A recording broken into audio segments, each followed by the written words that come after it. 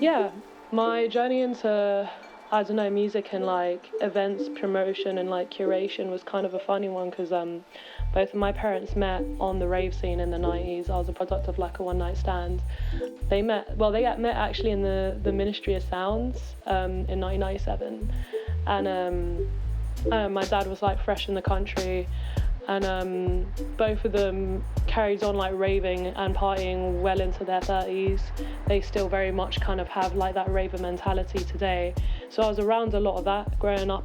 My dad chilled with a lot of promoters, but like people who did it really DIY, people who put on squat raves and forest parties. And yeah, growing up, when you go to those like, I mean, they don't really have them as much anymore, but when you go to them communes in like Hackney, Wick, with all of these artists, I was that little kid running around barefoot while everybody's like on some trippy one.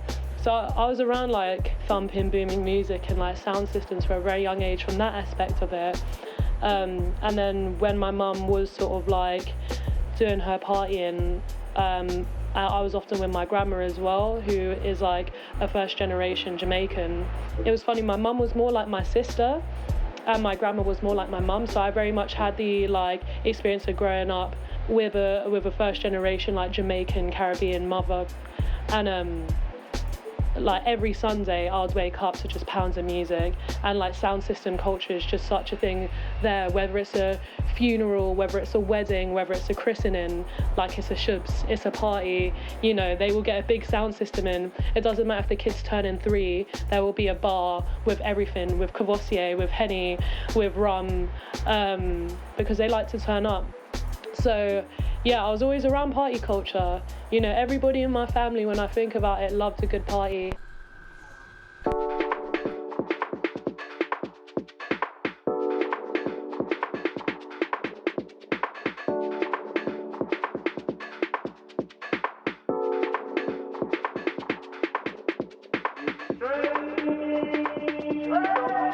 But then I really wanted to start putting them on for myself as I got a bit older in my teens, and realised I needed to curate a space that I wanted to be in.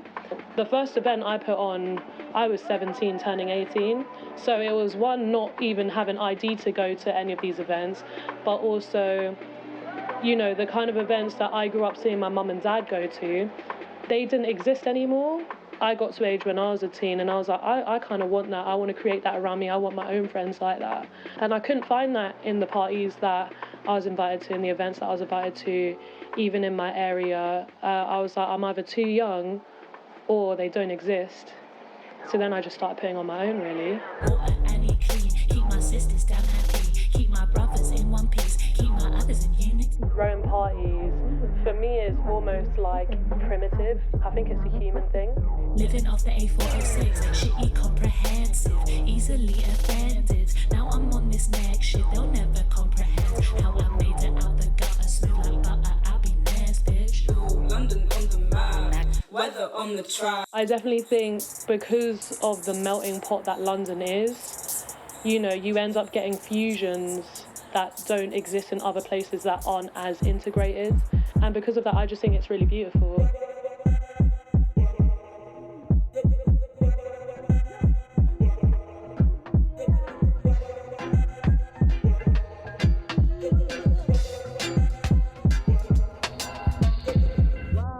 I'm not even trying to put you on the spot, guys. Right. You can do it, it's all good. No, I'm not trying to.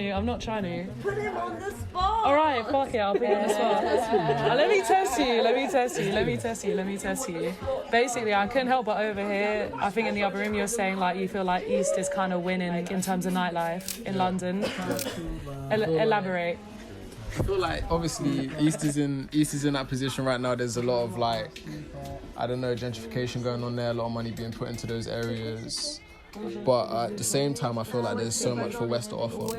Carnival, of course. Lots of like people from like the Windrush eventually coming here, chilling here. Like my granddad, when he came over from Guyana, he was like chilling with like Annie Lennox and shit, or like Portobello and things like that. Like, I know what West must have meant to him back in the day, and we're still living through that.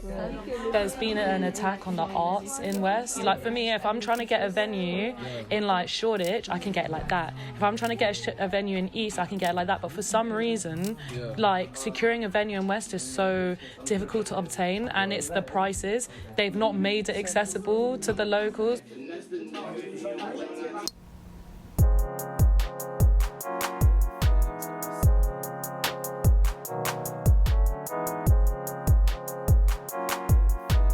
I was finding all of these like archived, like discontinued rave magazines, and I was looking at the cover art for it, and I was like, oh my god, the cover art for this is just like the cover art that I've been making for my little DIY parties that I'm putting on.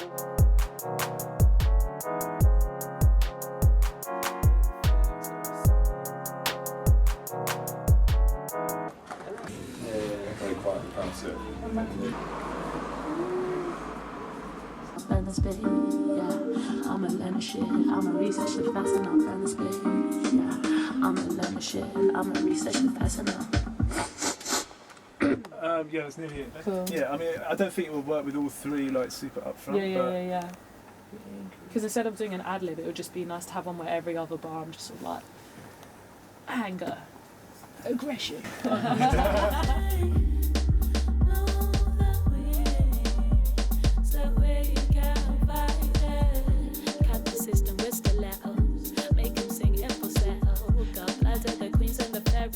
That's why they put crack in the ghetto.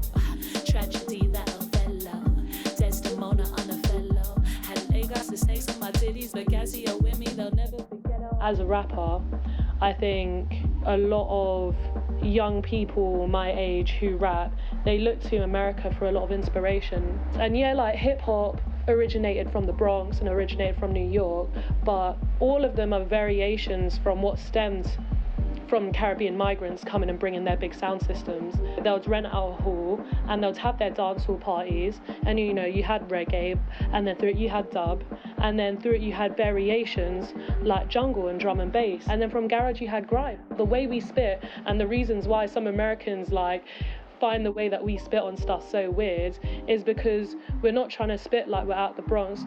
We're spitting like a pirate MC. The fusion that we have in West, even where I live, you've got like a huge Caribbean community, and then you go onto Portobello Road, you've got a huge Spanish community. You go onto Goulburn and there's like the Portuguese and the Arabs and the Moroccans, and that kind of fusion, it had its own sound. 65 or 66, one of those years. Just at the top of this street, actually, Tavistock Road, there used to be a playground. The woman who ran the playground there decided to give the kids a treat. So she invited the local guys to come, the steel band guys to play. She invited this man. And when he put the drums around his neck, he thought, well, why don't I go out in the street a little bit? And the kids followed him like the Pied Piper. And that's how the carnival began.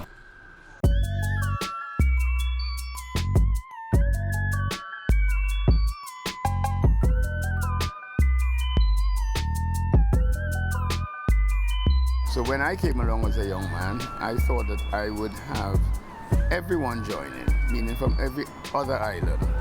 The first year I attracted 50,000 people, from 500 to 50,000. The second year I had 250,000.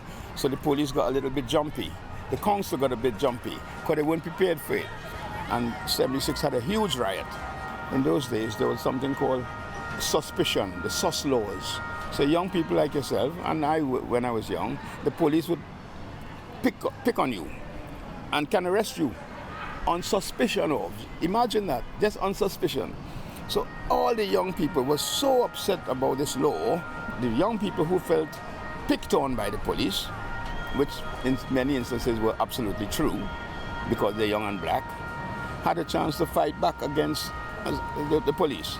But really and truly, as you can see, it has grown so wonderfully well, and it's such a wonderful occasion, and people are not scared anymore to come. You know, the Caribbean people have contributed so much to this society, in dress, in music, you know, and now the carnival. If you go to any embassy, suppose you went to Holland, and you went to the British Embassy. Suppose you went to America, suppose you went to Africa, you went to the British Embassy. In each embassy, like in the town hall here, RBKC, you will find pictures of the carnival, of women dancing with the police, to show what a wonderful place Britain is, to show what a wonderful, multiracial society we have. So they use the carnival, the establishment, for their own ends, to show how wonderful we all live together. But it isn't necessarily so, is it? All right.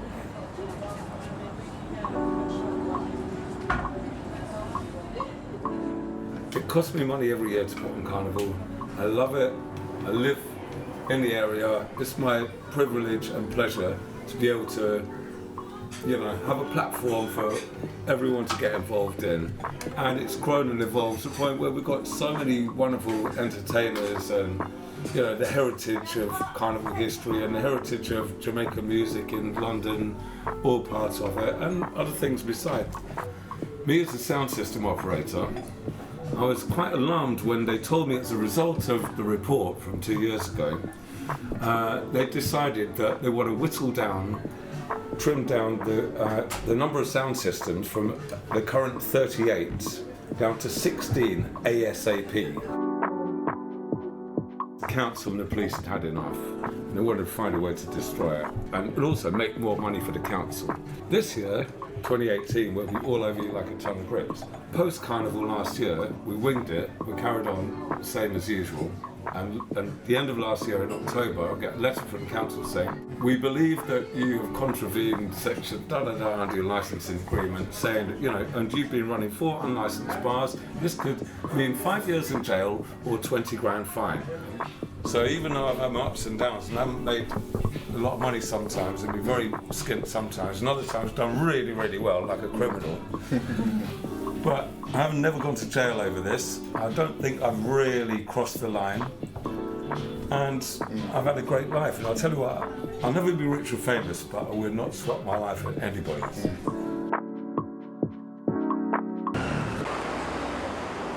It's Niall. Yeah, I'm good, man. How are you? Through Gaz, I met the owner of this place, and I actually recorded my first ever song here years before that, so I knew about the area. What's kind of interesting is the generational influence on it. My dad probably wouldn't like me saying this, but he said that with black music and black culture, you should really approach it with caution, and it's something that is very unique to that culture, and it shouldn't be encroached on. And he came from a time where discrimination was a lot more rife, and for him to be in that sort of area was not okay. And it's still, you still got to tread carefully with things like that. You can't just run in and fucking appropriate a whole thing and just exploit it. But I think it is different because he definitely feels that that's their thing. I can't get involved in that, and I respect that. But as years have gone by, I feel that there has been more of a collaboration. You need to understand those things if you're gonna, do something that is good, first of all, and also respectful. A lot of people who go to these parties today, they don't feel like it's that anymore. One, because either it's actually like a corporate brand trying to make money off rave culture, or it's just not a safe space. To some extent, that element of it has kind of always been there. There's always been dodgy people. A lot of people were excited about it, and it really felt like a movement then, and I feel like a lot of people feel like it's less of a movement now. I think in order to make it a movement, I wouldn't say, it needs to be like that again. So imagine we take sort of the essence of rave culture and party culture and sound sister culture then, but then move it forwards with all of the ideals that we have now. Make it once again about unity. Make it once again, raves used to be political. It was people trying to get fucked up, but it did used to be political, and it did used to be about the community. And I would just love to sort of curate nights where everybody again feels like they're part of something.